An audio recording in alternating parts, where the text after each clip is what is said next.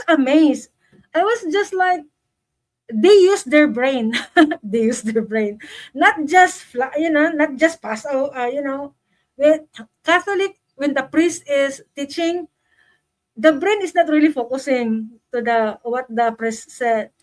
Just picking up something that enlight to themselves, but the other thing, no, they just don't care.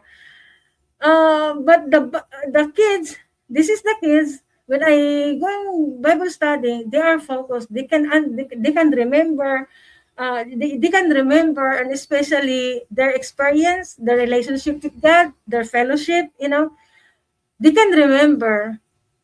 They can remember the things that I taught them. I just pray that they will not forget, because I stopped this time doing Bible study because of the boat. But we can review. We can review or resume the Bible study very soon.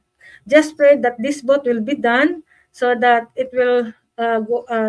To start to do the Bible study again.